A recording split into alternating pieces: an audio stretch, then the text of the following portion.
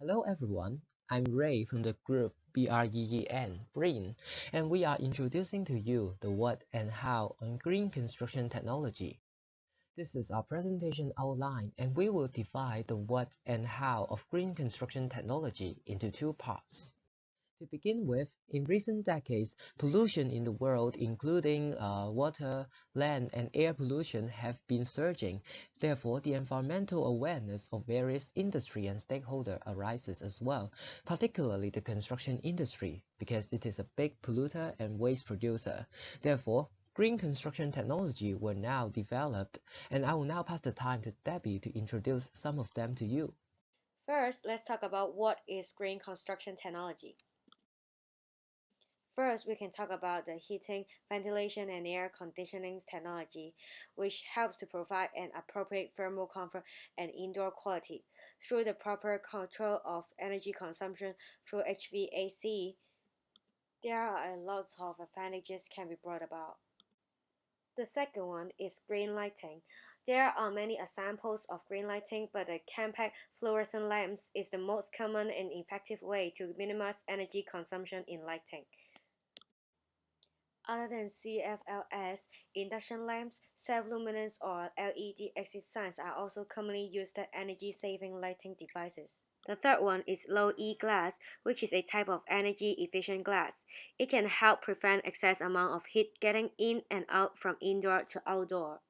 The last commonly used green technologies is green roof, which refers to a vegetative layer grown on a rooftop instead of traditional covering material, which can help remove heat from the air and help maintain a comfortable room temperature.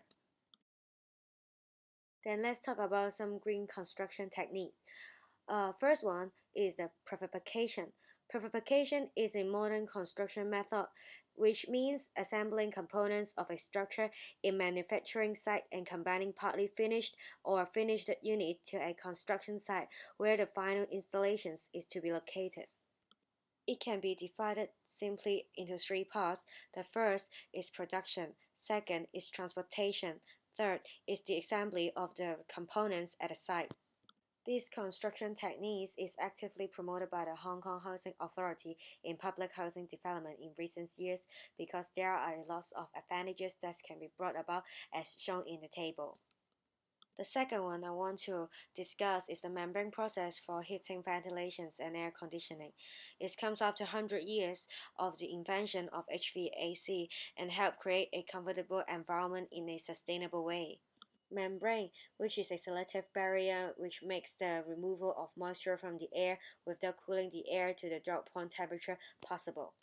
Membrane is very important in different parts of HVAC system. For example, there is dense membrane in membrane energy recovery ventilators.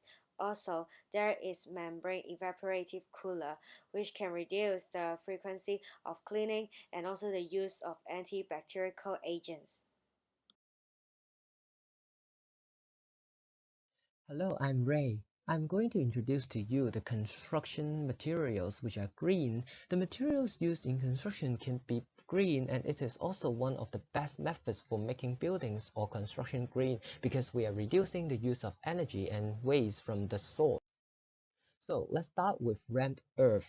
Rammed earth is a traditional building materials that has long been used for decades and centuries, and now they can be strengthened by cement to produce cement stabilized rammed earth.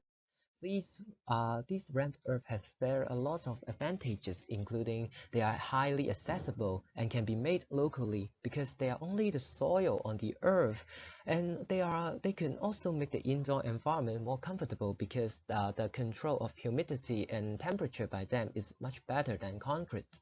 The second green construction material I'm introducing to you would be reusing and recycling construction materials, which includes, for example, concrete, which can be broken down into smaller pieces to be used as an aggregate in the mixing process of further concretes.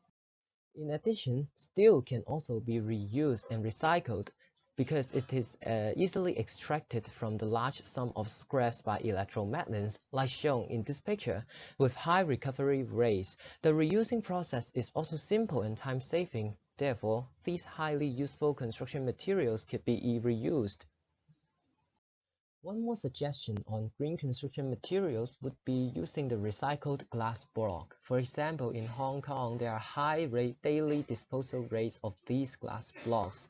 And while these glass products and waste glass sludge could be actually being crushed into aggregates or fine powder for mixing and making blocks.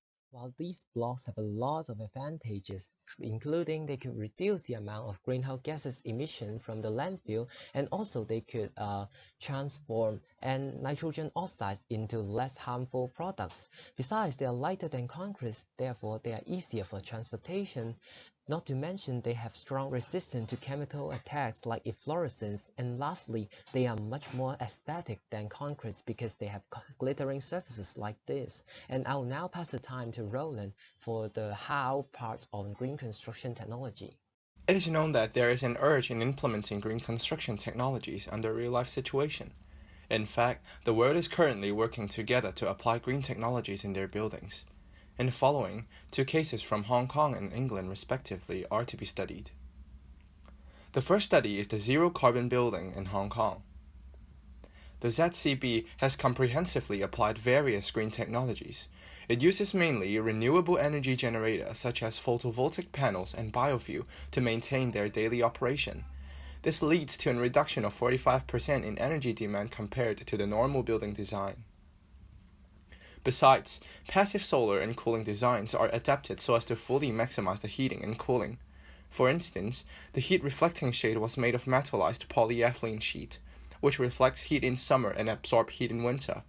The design successfully saved 20% of the HVAC energy usage compared to normal buildings. For materials aspect, the ZCB has large green area from the urban native woodland. The 2,000 square meter area of vegetation cover can increase the solar radiating rate around ZCB to alleviate the urban heat island effect, and also help to remove particulate air pollutants through the photosynthesis process by the plants. The second study is the One Angel Square in England, which achieved the BREEAM outstanding rating. The OAS used mainly steel and concrete. Steel is used as the main building element to support column-free floors that can reduce material usage and create more spaces. And concrete acts as a core to form an equilateral triangle shape. The choice of materials is wise that most of them is in high recycle efficiency. Besides, the 9-floor high atrium adapted the use of glass roof and maximized the daylight absorption. Moreover, prefabricated chilled beams and toilet units are used to reduce the waste generation under construction on site. As for the construction technology, the ventilation system contributed a lot to the green design. Each corner of the atrium features 3 concrete tubes located under the building. The tubes suck fresh air inside from the landscaped open space. The building is also equipped with carbon dioxide sensors that regulate the amount of fresh air circulated in the building, reducing the amount of air needed to be treated. Furthermore, a rainwater and greywater harvesting system ensures low water consumption throughout the OAS. To conclude our presentation, environment should always be protected. Using green construction technologies is in no time to delay. We suggest different parties to learn and adapt different innovative green technologies and materials. Through learning and applying, we can definitely create a brighter future. Thank you.